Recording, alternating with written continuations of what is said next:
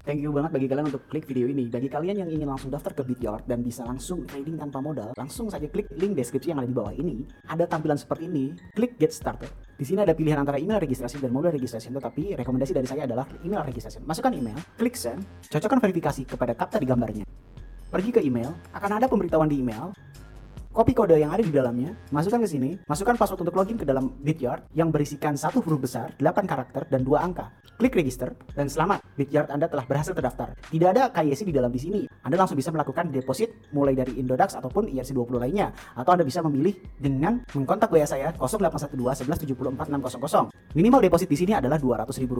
Jika ingin deposit, klik deposit di sini, pilih jenis koin yang akan Anda depositkan. Saya sarankan Ethereum ketika Anda ingin deposit yang lebih murah. Klik salin, lalu kirimkan ke WA saya 0812 11 74 600 dengan biaya administrasi Rp10.000. Minimal deposit Rp200.000. Dan nanti saldo Anda akan langsung terisi otomatis di dalam Bityard dan selamat trading margin. Salam traders, balik lagi sama saya Andi Firmansyah di channel ESG.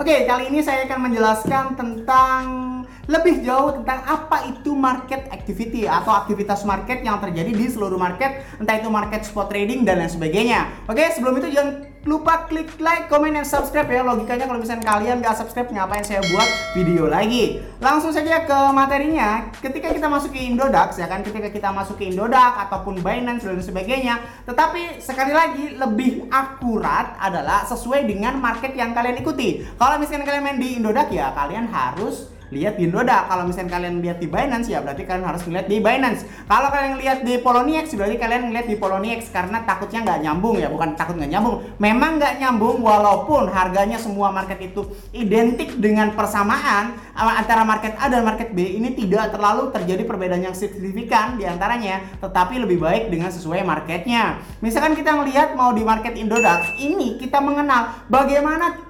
ciri-ciri market itu akan terjadi dump atau market itu akan terjadi pump gitu kan ya. Ketika kita melihat di advance chart beberapa kejadian yang lalu ya kan, beberapa jam yang lalu atau beberapa hari yang lalu, kalau misalnya kita masuk ke dalam advance chart, kita ubah ke time frame sekitar 1 jam atau 4 jam ya, kita klik ubah 4 jam. Nah, di sini beberapa terjadi kejadian-kejadian yang cukup tragis ya, mulai dari sebenarnya nggak tragis-tragis amat, tetapi kita harus mengenali setidak-tidaknya ini adalah sebuah logika atau sebuah fakta yang bukan analisis-analisis yang nggak jelas gitu. Ini memang nyatanya terjadi gitu ya. Misalkan dari ini ya, harga dari 116 juta langsung terjadi pump 140 juta, atau harga dari 140 juta tiba-tiba di-dump sampai sekitar 127 juta. Nah, kira-kira apa hubungannya dengan market-market dump seperti ini dengan hal-hal yang sudah terjadi ketika kita klik lihat di Bitcoin market ya. Kalau misalnya lihat Bitcoin ya Bitcoin aja, jangan kalau misalkan Bitcoin lihat market aktivitasnya yang lain, oke?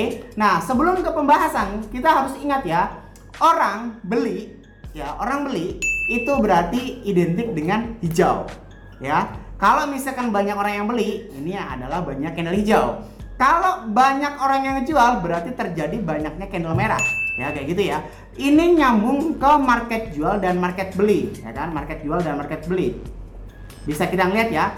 Sekali lagi saya ingatkan, siapa tahu lupa ya. Market jual adalah di mana susunan antrian orang yang mau ngejual. Ya, susunan antrian orang yang mau ngejual. Kalau market beli adalah susunan antrian orang yang mau ngebeli. Berarti kalau misalkan mau naikin harga, berarti kita harus berhasil nembus harga-harga yang telah di antrian. Misalkan kita mau naikin harga Bitcoin ke 140 juta 180 ribu, berarti butuh dana 186 juta plus 900 ribu. Berarti harus ada uang 190 juta untuk menaikkan harga Bitcoin dari 147 dari last price sekarang, dari last price-nya Bitcoin sekarang 140 juta 178 ribu ya. Kalau mau kita naikkan ke harga 140 juta 180 ribu, berarti butuh uang 190 juta.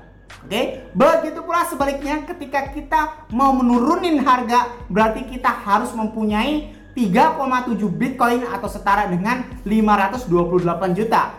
Pertarungan antara order beli dan order jual ini selalu terjadi dan semuanya tercatat di market aktivitas, ya kan? Di market aktivitas ya, di aktivitas market ini. Ketika kalian kalau misalnya ngelihat di Google ya, ngelihat di Google itu misalkan para cukong atau para professional trader itu kan melihat grafik atau menggunakan banyak sekali komputer, entah 10, entah 20 atau bahkan merakit komputer hingga ratusan juta rupiah. Itu kira-kira pernah nggak sih bagi kalian misalkan kita sebagai trader newbie itu bertanya-tanya, kira-kira orang itu ngapain ya? Ngeliatin chart, mantengin chart, ngeliatin candle, itu apa yang diliatin? Apa mereka hanya melihatkan candle-candle yang seperti ini? Enggak, ternyata banyak kegiatan yang mereka lakukan. Salah satunya apa? Salah satunya adalah aktivitas market ya. Kita ingatkan, saya ingatkan dulu yang tadi ya. Kalau harga mau naik itu berarti harus ada yang ngebeli. Kalau harga mau turun berarti harus banyak yang ngejual. Oke? Kalau mau naikin harga berarti kita butuh uang. Oke? Entah ratusan juta, entah miliaran.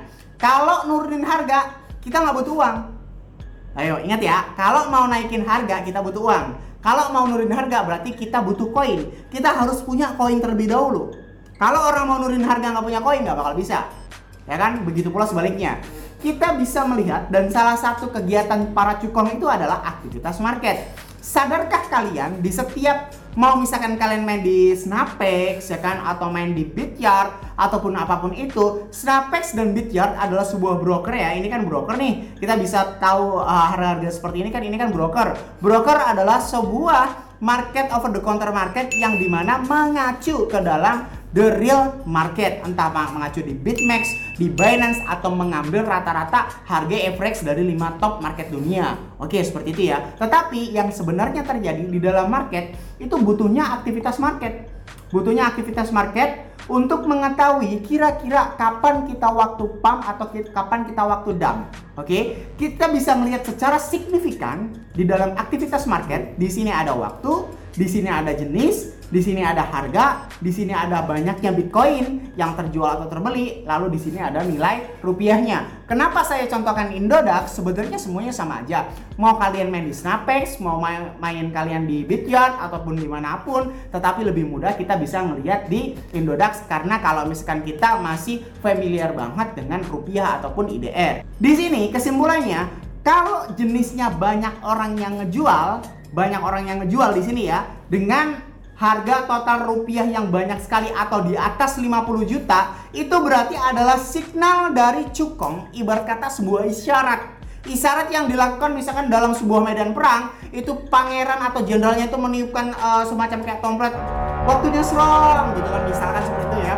Nah, di dalam aktivitas market di sini itu terjadi transaksi yang lebih dari 50 juta, itu semacam signal semakin besar. Semakin besar transaksi yang di sini, misalkan 50 juta itu sedang lah. Misalkan ada yang 100 juta, ada yang 200 juta, atau bahkan ada yang instan sebesar 1 miliar. Itu berarti semakin banyak atau semakin tinggi transaksi yang ada di dalam aktivitas market, itu berarti semacam signal logika apa yang akan terjadi. Ketika signal di sini jual, jenisnya jual, lalu di sininya Bitcoinnya banyak, lalu di sini IDR-nya itu kurang lebih di atas 50 juta atau 100 juta atau bahkan mungkin 1 miliar, berarti yang akan terjadi itu adalah market dump.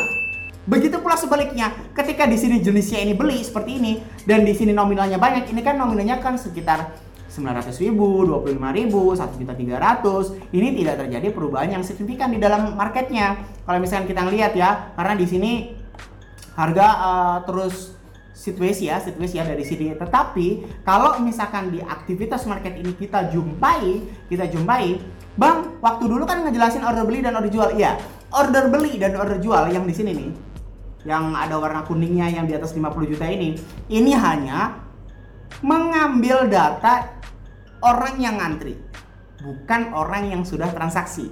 Oke, diingat ya.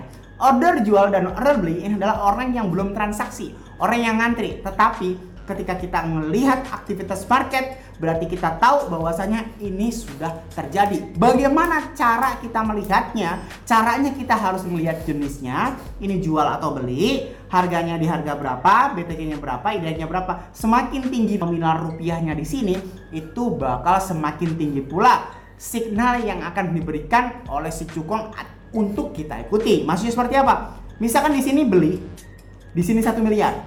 Fix harga bakal naik. Pasti itu, pasti. Ini udah mutlak, bukan analisan, oke? Kalau di sini ada jual, lalu di sini 1 miliar, fix harga bakal turun.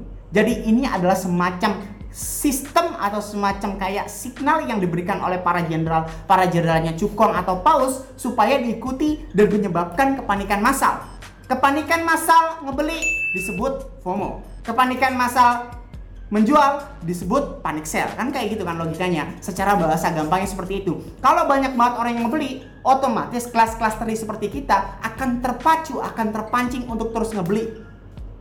Begitu pula sebaliknya, harga semakin turun karena di sini banyak aktivitas yang menjual, kita sebagai kelas teri juga terpancing. Maka dari itu, logika ini kita gunakan sebagai pacuan untuk market trading sebagai titik kunci atau titik signal kita open posisi. Apabila ada beberapa cukong yang tiba-tiba instant buy, berarti kita ambil posisi long di dalam Snapex. Kalau ada beberapa cukong mengambil posisi instant sell yang banyak nominalnya, berarti kita tiba-tiba kita open posisi di Snapex adalah short. Bang, kenapa nggak mainin Indodax tapi pacuannya di Indodax? Indodax adalah salah satu market yang gampang pacuannya di orang Indonesia. Kalau kita maju ke dalam Binance, kita belum tentu ngerti tentang perhitungan USDT. Yang ngerti mah ngerti gitu kan, yang enggak gitu. Kalau di dalam Indodax ini kan perhitungannya hanya rupiah saja. Berarti kita bisa memikirkan atau bisa memperkirakan. Tetapi sekali lagi, mau Indodax, mau Binance, mau Poloniex, Coinbase Pro, Huobi Global dan lain sebagainya, itu sebenarnya satu arah.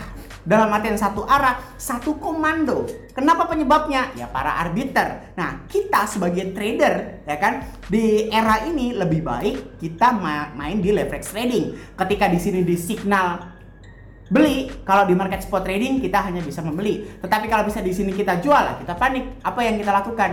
Nah, maka dari itu kita lebih baik main di market leverage trading, entah di Snapex, entah di Bityard, semuanya sama saja. Tetapi kita bisa memacu di Indodax. Kalau kalian sudah bisa ngerti di Indodax, kalian bisa langsung ke Binance. Kalau misalnya kalian di Bitmex, kalian bisa langsung ke Bitmex. Intinya semuanya sama, kita harus melihat dari aktivitas market. Semakin besar aktivitas transaksi yang ada di dalamnya, maka harga itu akan semakin naik.